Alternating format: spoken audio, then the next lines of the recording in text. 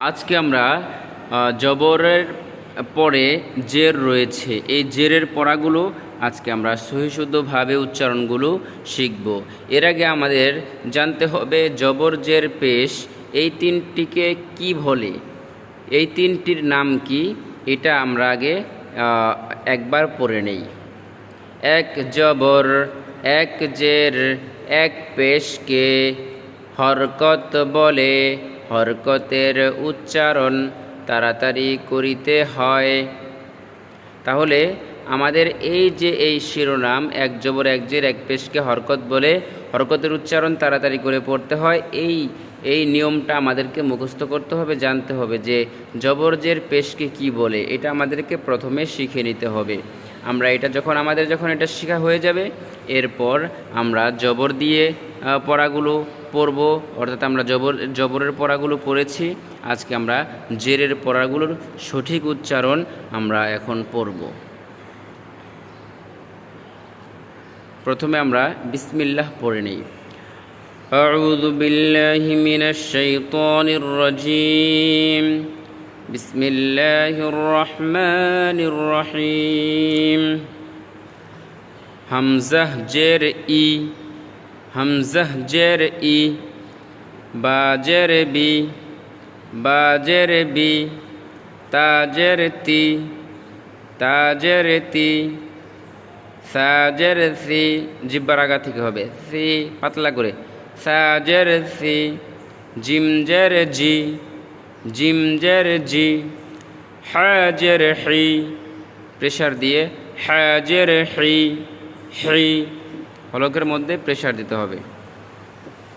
খ জের খি, খ জের খি, দাল জের দি, দাল জের দি, দাল জের দি, দাল জের দি, র জের রি, র জের রি, জিব্বা ঘুরিয়ে বলতে হবে, র জের রি, জা জের জি, জা জের জি, সিন জের সি, চিকন হবে, সিন জের সি, শিন জের শি, মোটা হবে, শিন জের শি, সাদ জের সি, সাদ জের সি, মুখ গোল করে, দাদ জের দি, দাদ জের দি, ত জের তি, ত জের তি, জ জের জি, জ জের জি, আইন জের ই, আইন জের ই, হলকের মধ্যে প্রেশার দিতে হবে, ই, ই,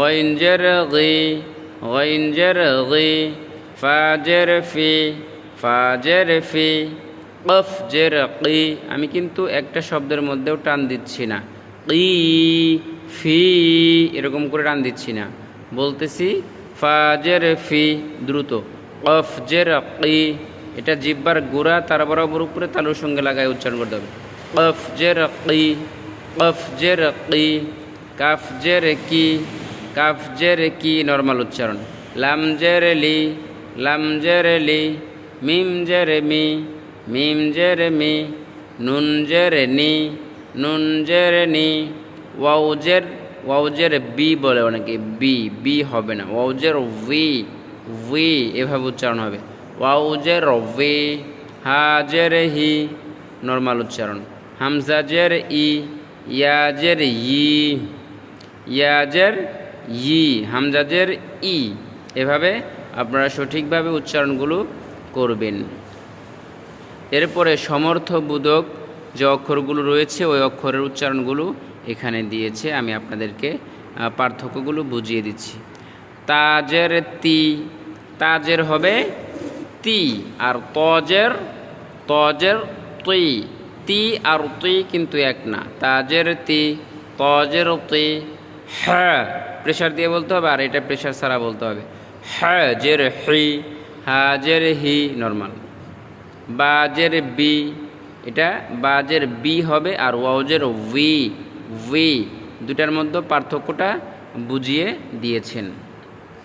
হ্যাঁ, এরপরে সাজের সি, জিব্বার আগা থেকে, সিনজের সি, চিকন করে, সাজের সি, মুখ গোল করে, শিনজের শি, মোটা করে, জিমজের জি, শক্ত করে, জিব্বার মধ্যখান থেকে শক্ত করে উচ্চারণ হবে, জিমজের জি, জাজের জি পাতলা করে, জালজের জি জিব্বার আগা থেকে, জালজের জি, জজের জি, জজের জি, হামজাহ জের ই, এটা হলো ই, আর আইন এটা প্রেশার দিয়ে বলতে হবে, আইন জের ই, হামজাজের ই, ইয়াজের ই, ইয়াজের ই। এই পার্থক্যগুলো আপনারা খুব মনোযোগ সহকারে শুনুন এবং পার্থক্যগুলো বোঝার চেষ্টা করুন। দালজের দি আর দজের দুই, একটা হলো দি আর দুই, দুইটা আলাদা।